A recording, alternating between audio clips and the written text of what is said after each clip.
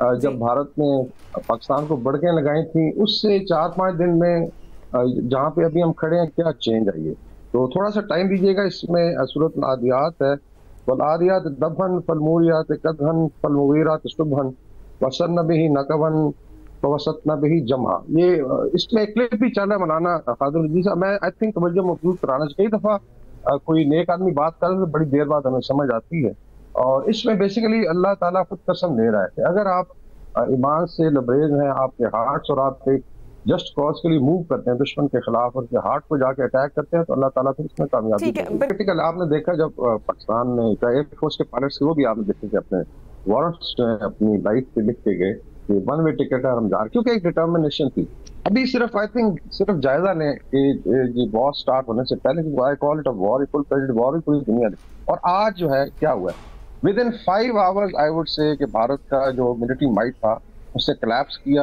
And with in 5 hours ये लोग गए हैं भागते। अच्छा, थोड़ा मैं ऐड कर दूं कि ये वो लड़ाई है जो सैटेलाइट के जरिए, कम से कम जो सैटेलाइट पावर है उन्होंने लाइव देखी है। इसमें ट्रंप साहब को कोई शक नहीं है।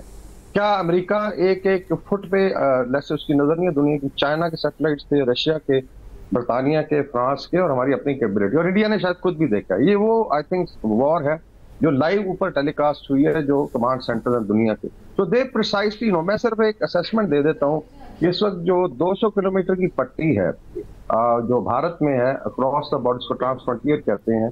ऊपर से आप शुरू कर दें लेह से, जो बेसिकली इनका बेस है लद्दाख में, ऑक्युपाइड लद्दाख में, जी। नीचे आते जाएं जम्मू, और ये चलते जाएं ये right up to Indian state of Gujarat जो रन ऑफ कच्छ है। ये पट्टी इस वक्त जो भारत की बेसिस थे, चाहे वो एयर के थे, आईएएफ के, या मिसाइल सिस्टम थे, लाइक जो स्मर्ट सिस्टम है बेसिकली S-400 की बात कर, ये स्मैश हो जी। चुका है। Indian air force had to pull back 300 kilometre. मैं रिटोरिक नहीं कर रहा, ये देखा है दुनिया ने। इसकी डैमेज असेसमेंट भी हो चुकी है। एंड दैट्स प्रिसाइसली वाई 5 घंटे आप देखें कि बात हो रही थी कि हम बेसिकली पाकिस्तान आर्मी और नेवी को डिस्ट्रॉय करेंगे। This is what the media was talking. Modi साहब ने कहा था कि हम जमीन तंग कर देंगे। तो क्या ऐसा हुआ है पिछले 48 घंटे में कि आप भागेंगे? So this is one. दूसरा, आई थिंक जो मोदी ने बहुत बड़ी बेवकूफी की है कि भारत का एक इमेज था, इन ऑनेस्टली इवन पाकिस्तान में, we didn't believe it, because हमें पता था अल्लाह के फजल से अपनी कैपेबिलिटी है हमारी फोर्सेस की, और यहाँ एक डिमोरलाइजिंग कैंपेन भी चलती रही। वी न्यू इट कि इंशाल्लाह जब वक्त आएगा, टेस्ट जब होगा, तो इसमें हम पूरे उतरेंगे।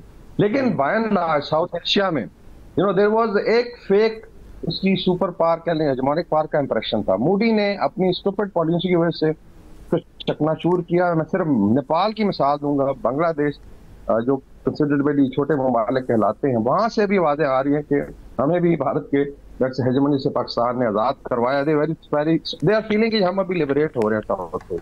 तो मैं इधर टर्की में हूँ, 100% सपोर्ट है, सेलिब्रेशन है। You go to Azerbaijan, Middle East के बारे में कहा जाता है शायद अरब स्ट्रीट न्यूट्रल है। ऑनेस्टली यू गो देयर, बल्कि एक आई थिंक सर्वे भी किया हमने, 99% सपोर्ट है पाकिस्तान को। बल्कि आई थिंक ये जब पाकिस्तान ने एयर स्ट्राइक्स की हैं, उससे पहले डिफेंस किया, उसके बाद जो फतह सिस्टम ने किया इनके साथ, now they are calling it one, जिससे आपने कहा कि this is king of the air, माशाल्लाह, अल्लाह की फजल से PF की। और ये बतानी अखबार कह रहे हैं, और अरब मीडिया कह रहे हैं कि this is the now future super power है पाकिस्तान। तो आई थिंक अल्लाह ताला ने इतनी बड़ी कामयाबी दी, और इसमें जो प्रेस्टीज है पाकिस्तान की इस वक्त स्काई हाई है, और भारत का जो आई वुड से गुरूर था वो खाक पे मिला। बाकी भारतीय मीडिया कहता रहेगा, दे विल कीप सेइंग कि जी नहीं वो खुद गए थे, फलाना है, और हम अमेरिका ने कर दिया। लेकिन why you come to the negotiation table? इसकी आई थिंक जो 3 चीजें बड़ी इंपॉर्टेंट है क्विकली, कि अभी because war is politics by other mean, ये क्लॉजवेट ने कहा था, तो ये भी एक बेसिकली टॉक होती है, स्ट्रेटेजिक कम्युनिकेशन आप करते हैं दुश्मन के साथ।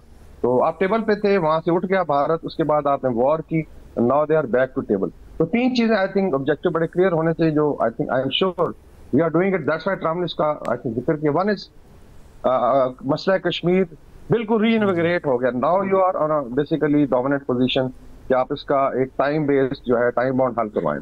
ठीक है। Number 2 is Indus water treaty, we declare it कि जी ये एक तो विल बी बैक टू जो हमारी ट्रीटी थी। उसके अलावा जो भारत ने ऑलरेडी वायलेशन की है, चाहे वो बगदाद डैम है, किशन गंगा प्रोजेक्ट है, नंबर ऑफ जो that should be stop and we, हमारे एक एक कतरे का हिसाब होगा। और तीसरा, भारत शुड नाउ एक्नॉलेज कि पाकिस्तान एक एंटिटी है जो उसके मुकाबले की है, शायद उससे डोमिनेंट है।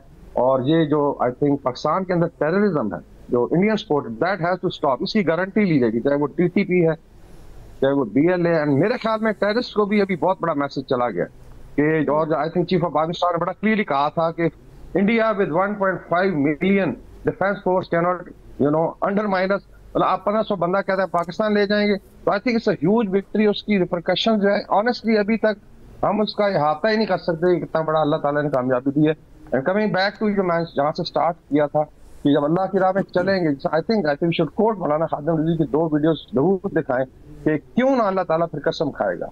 जब वो पुराना घोड़ों का टाइम था तो फिर चिंगारियां निकली, मॉर्निंग अटैक की उन्होंने बात की इस आयत में, और मॉर्निंग को अल्लाह की तरफ से फजर के नमाज से अटैक हुआ। तो आज वही हॉर्सेज हैं, वही हमारे मिसाइल सिस्टम है, वही हमारे पायलट्स हैं, और वही हमारी नेवी है। और एक लास्ट मैसेज भारत को, they were very proud of their navy.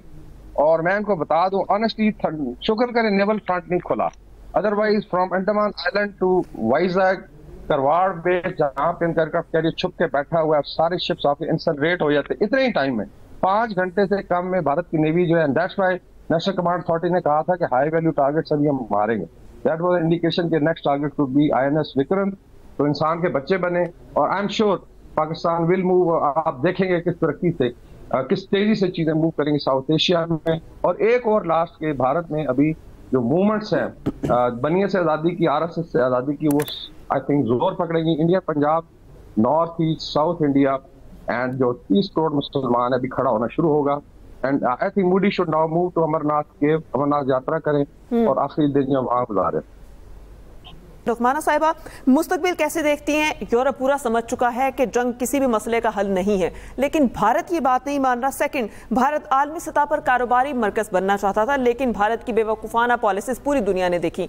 उसको कितना नुकसान हुआ माशी तौर पर? देखिए, सबसे ज्यादा तो मेरा ख्याल है जो उसका नुकसान हुआ है वो उसकी क्रेडिबिलिटी और उसके इमेज को हुआ है।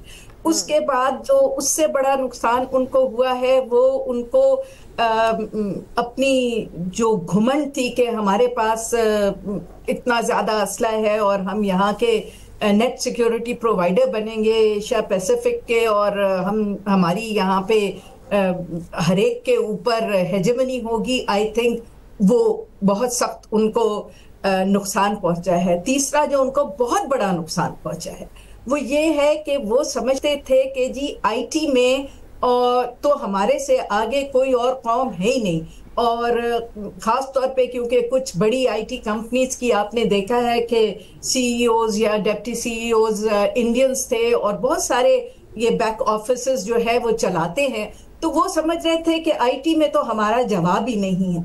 जिस तरह कल हमने उनका तमाम सिस्टम ब्लॉक किया, यहाँ तक कि उनका मिलिट्री सैटेलाइट भी हमने ब्लॉक कर दिया, उनके पूरे मुल्क में अंधेरा हो गया। 70% of the electricity grid was compromise. उनका सारा हसास डाटा जो था वो हमने लेके उसको बल्कि वो डार्क वेब पे सेल भी आगे कर दिया। तो देखिए वो जो एक बुलबुला बना हुआ था कि जी हम हर फील्ड में बड़े स्ट्रांग है और हमारा, वो उनका बुलबुला अब फट गया है। दूसरी बात यह है कि जहां तक उनकी इकोनॉमी का ताल्लुक है तो बेशक वो हमसे बहुत बड़ा मुल्क है, बहुत ज्यादा उनकी प्रोडक्शन है, बहुत उनको वेस्ट जो है सपोर्ट भी कर रहा है, लेकिन अभी वो उस तरह जो आप कहें कि खित्ते की एशिया की एक इकोनॉमिक पावर है तो वो बिल्कुल नहीं है। देखें, एशिया पैसिफिक में एक ही इकोनॉमिक पावर है जो सबसे बड़ी है और वो चीन है, और वो अब दुनिया की भी सबसे बड़ी पावर है, और इंडिया अभी चीन के पेरिफेरी में भी नहीं पहुंचा as far as economic power is concerned. तो और अभी आपने इस मोदी साहब ने जो ये भौंडा हरकत की, उसकी इंटरनल पॉलिटिक्स के अलावा कुछ ये वजूहात भी थी कि पाकिस्तान की इकोनॉमी स्टेबलाइज हो रही है। पाकिस्तान और अमेरिका के जो रिलेशंस थे वो एक बेहतर सिमत में जा रहे थे, वेस्ट के साथ भी हमारे रिलेशंस एक बेहतर सिमत में जा रहे थे, और हमारी काउंटर टेररिज्म कोऑपरेशन बहुत ज्यादा बढ़ रही थी। चीन का तो मैं जिक्र भी नहीं करूंगी क्योंकि चीन बाकी रिलेशनशिप की तरह तो है नहीं। चीन हमारा स्ट्रेटेजिक पार्टनर है और एक जो सबसे बड़ी डिफीट हुई, जो मैं आपके चैनल से कहना चाहूंगी, वो ये कि हर तोड़ कोशिश कर दी इंडिया ने और उनके जो सपोर्टर्स, स्ट्रेटेजिक पार्टनर्स हैं, उन्होंने कि हर कीमत पे हम सीपैक को रोक सकें, उसके खिलाफ प्रोपेगेंडा करके, टेररिज्म करके, और किसी तरह ये कोशिश थी कि पाकिस्तान और चाइना के अंदर एक कुछ ठहराव आ जाए, कुछ मिसअंडरस्टैंडिंग्स हो जाए। तो देखें, हमारे सबसे बड़ी जीत और सबसे बड़ा थप्पड़ जो इस वक्त मिला है इंडिया को, वो ये है कि चीन ने बहुत खुल के कह दिया कि हम पाकिस्तान के साथ थे, हैं और हमेशा as iron brothers, strategic partners, और हम बिल्कुल किसी हालत में पाकिस्तान की सिक्योरिटी, टेरिटोरियल इंटेग्रिटी को कॉम्प्रोमाइज नहीं होने देंगे, आई थिंक। और ये मैसेज ना सिर्फ इंडिया और बाकी डिट्रैक्टर्स के लिए है, ये मैसेज जो पाकिस्तान में एक कुछ थोड़े बहुत लोग समझ रहे थे और एक प्रोपेगेंडा, वेस्टर्न प्रोपेगेंडे से मुतासिर होके कर रहे थे कि चीन ने हमें अबैंडन कर दिया है और कुछ नहीं अब होगा, तो उनको भी बहुत एक क्लियर जवाब मिल गया है कि दुनिया में पिछले 75 साल से कभी भी चीन की रिलेशनशिप और हमारी रिलेशनशिप में कोई ठहराव नहीं हुआ, हमेशा बुलंदी की तरफ गया है। और आज जो हम ये मुंह तोड़ जवाब दे सके हैं, वो भी भारत को बड़ा मुंह तोड़ जवाब मिला है कि पाक चीन जो दोस्ती है वो बुलंदी की जानिब भी जा रही है और चीन ने हमेशा पाकिस्तान का साथ दिया है। नगमाना हाशमी साहिबा, आपका बहुत शुक्रिया।